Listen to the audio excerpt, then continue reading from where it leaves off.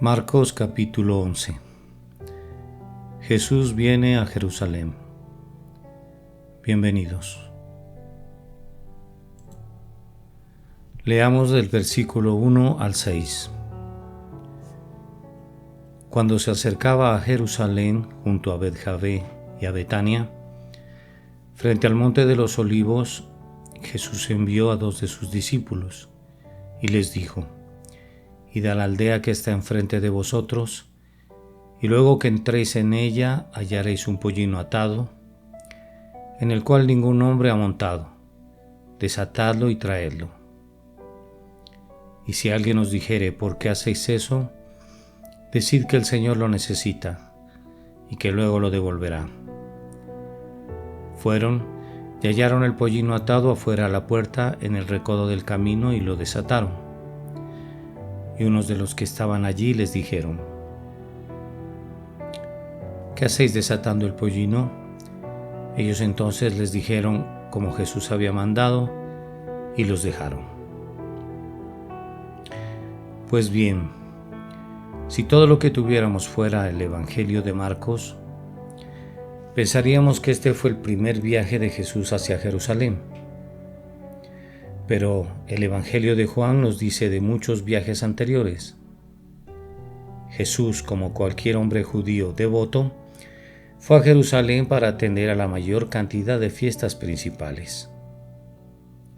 Ahora, mientras Jesús se preparaba para entrar a Jerusalén, Él cuidadosa y deliberadamente envió a sus discípulos a hacer los preparativos para su llegada a la ciudad.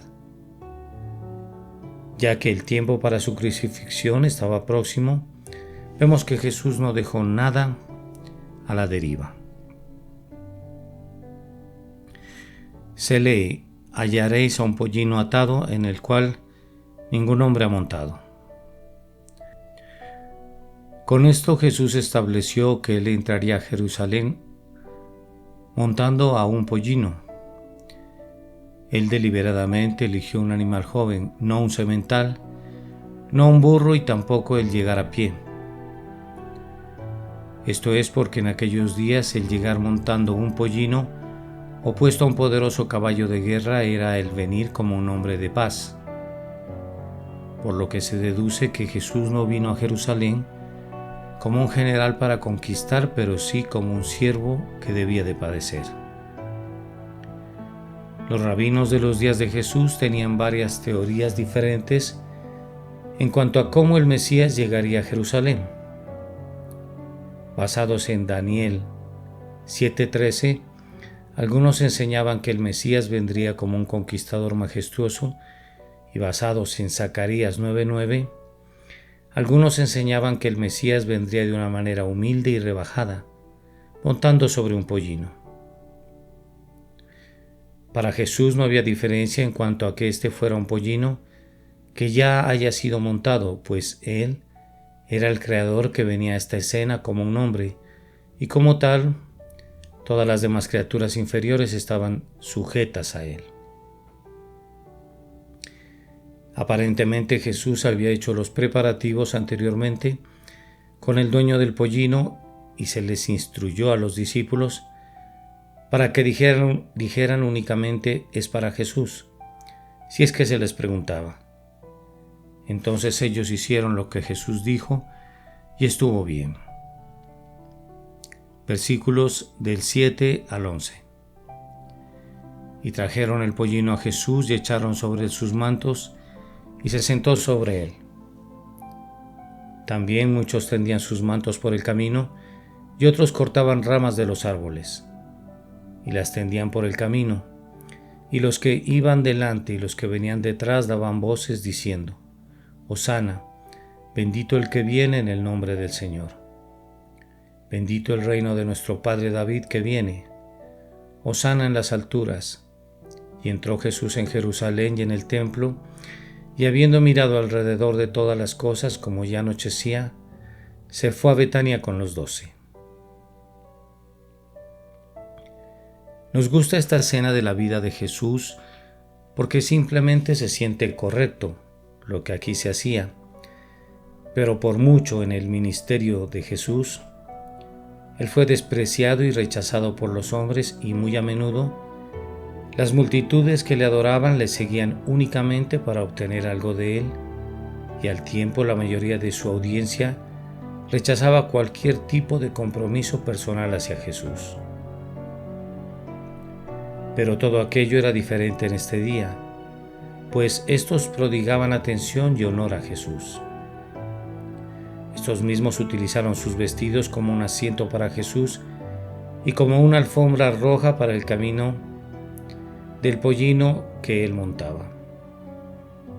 Ahora, considerando el costo y el valor de la ropa en aquellos días, esta era una alabanza muy generosa por parte del pueblo.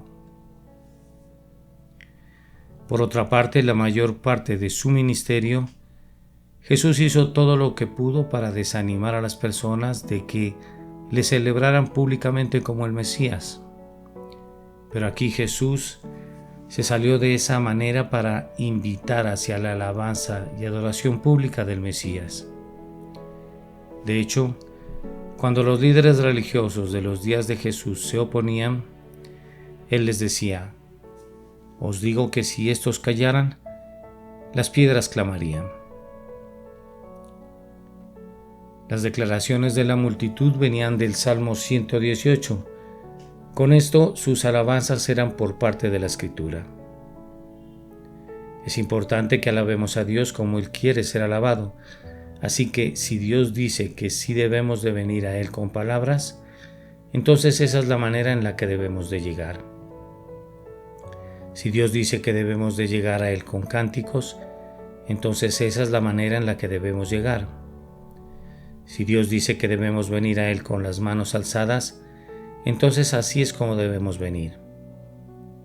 Todo el asunto de la adoración es el hacer lo que a Dios le agrada, no lo que nos agrada a nosotros. Pero la hermosa verdad es que cuando agradamos a Dios, entonces hay una satisfacción maravillosa en nosotros. Jesús llegó como el Mesías a Jerusalén y no como un poderoso general para conquistar a los romanos. Él, como podemos ver, vino primero para ver la posición que guardaba el pueblo de Dios y también para hacer una inspección. En lo que resta de Marcos 11, vemos el resultado de esta inspección, y también Malaquías 3 habla proféticamente del Mesías viniendo al templo con una apreciación cuidadosa. Acá vemos de nuevo el coraje de Jesús debido a que Él no quería esconderse de las autoridades. Juan 11:57 habla en claro de que había un precio por la cabeza de Jesús y que las autoridades le estaban buscando. Pero a pesar de esa amenaza, Jesús viene a Jerusalén de la forma más pública posible. Ahora leamos los versículos 12 al 14. Al día siguiente, cuando salieron de Betania, tuvo hambre, y viendo de lejos una higuera que tenía hojas, fue a ver si tal vez hallaba en ella algo. Pero cuando llegó a ella, nada halló sino hojas, pues no era tiempo de higos.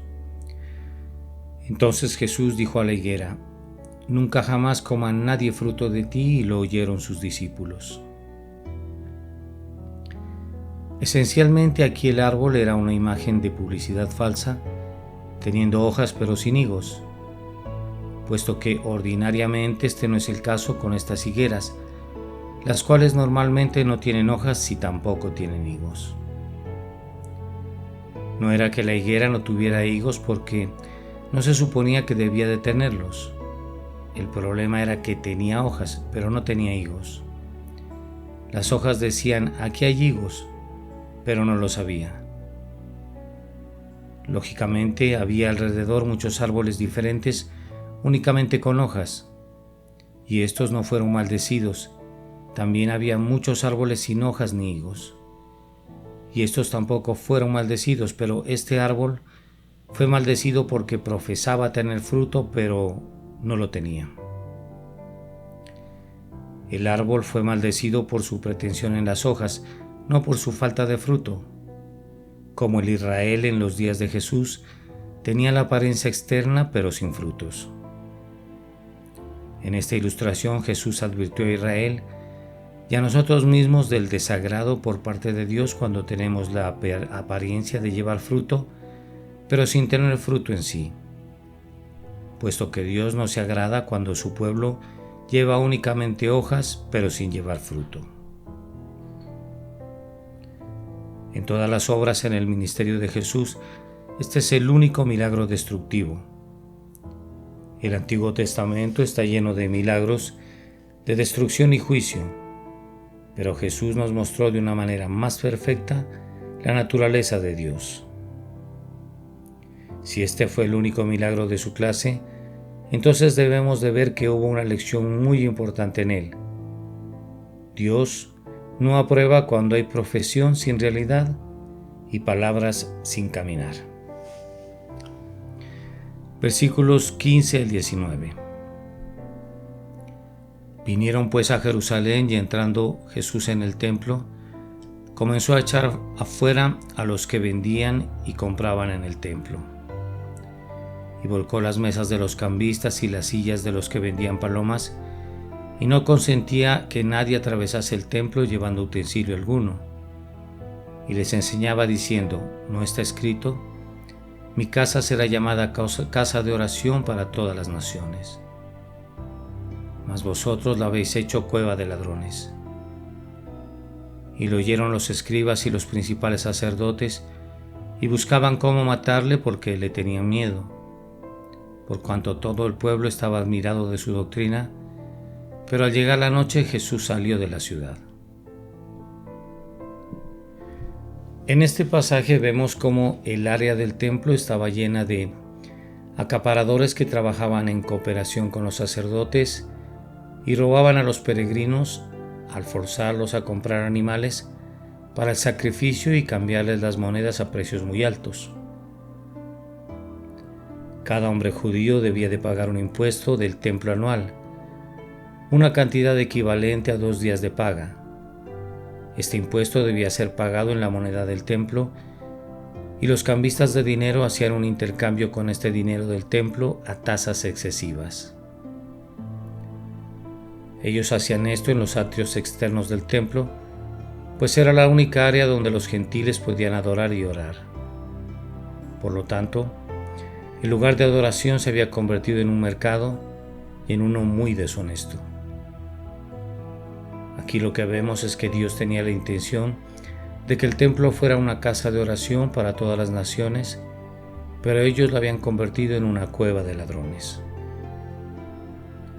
Una cueva de ladrones era para este tiempo un lugar donde los ladrones se asociaban y escondían. Esto nos deja ver que esta es una condición lamentable y vergonzosa, pues cuando la casa de Dios se convierte en un lugar en donde los pecadores, sin arrepentirse, y pecadores activos, se pueden asociar y pecar. Leamos los versículos 20 al 24. Y pasando por la mañana vieron que la higuera se había secado desde las raíces. Entonces Pedro, acordándose, le dijo: Maestro, mira, la higuera que maldijiste se ha secado. Respondiendo Jesús les dijo: Tened fe en Dios, porque de cierto os digo que cualquiera que dijera a este monte: quítate y échate en el mar, y no dudar en su corazón, sino creyere que será hecho lo que dice, lo que diga le será hecho. Por tanto os digo que todo lo que pidiereis orando, creed que lo recibiréis y os vendrá.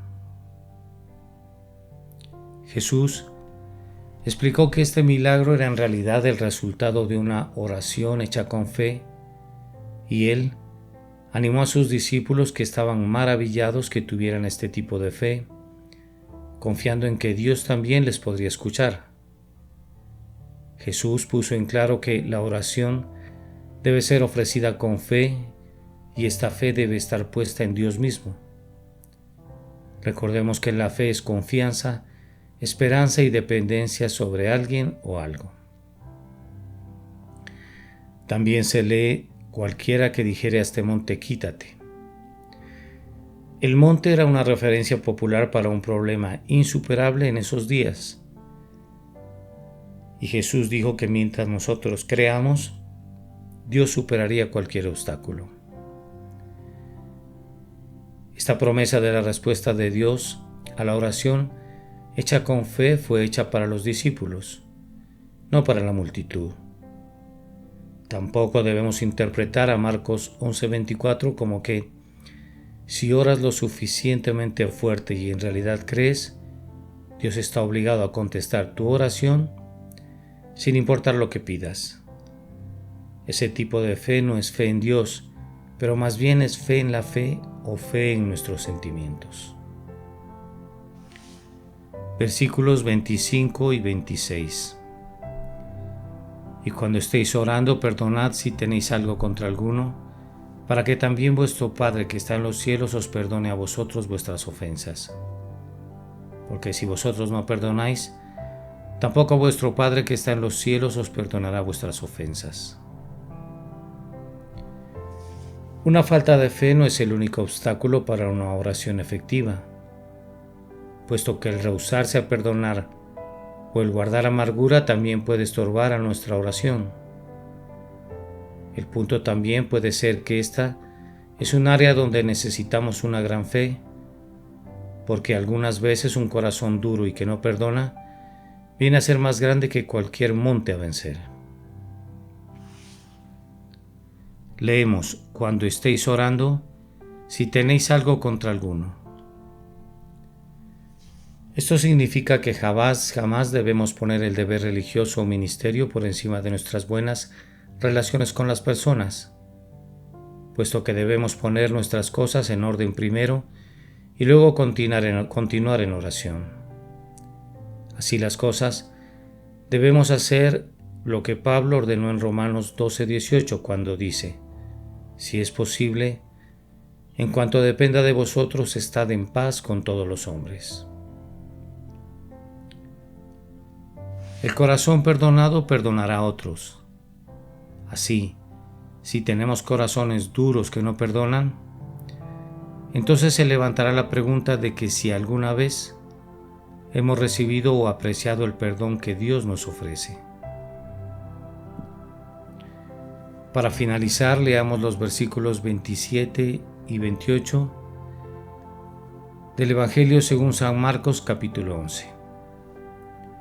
Volvieron entonces a Jerusalén y andando por el templo vinieron a él los principales sacerdotes, los escribas y los ancianos y le dijeron: ¿con qué autoridad haces estas cosas? ¿Y quién te dio autoridad para hacer estas cosas? En este pasaje Jesús no estaba buscando el debatir con los líderes religiosos, sino que más bien Él quería enseñar a las personas y hablarles acerca de las buenas nuevas de Dios. Pero los interrogadores vinieron a Él y se encontraron con que Él era más que capaz para manejarlos. Jesús, como vemos por la Escritura, era extremadamente valiente al entrar audazmente a Jerusalén y al tiempo sacar a los mercaderes corruptos de los atrios del templo. Ahora, los principales sacerdotes, los escribas y los ancianos querían saber qué derecho tenía Él para hacer tales cosas. Versículos 29 al 33. Jesús respondiendo les dijo: os haré yo también una pregunta, respondedme y os diré con qué autoridad hago estas cosas. ¿El bautismo de Juan era del cielo o de los hombres? Respondedme. Entonces ellos discutían entre sí diciendo: si decimos del cielo, dirá: ¿por qué pues no lo creísteis?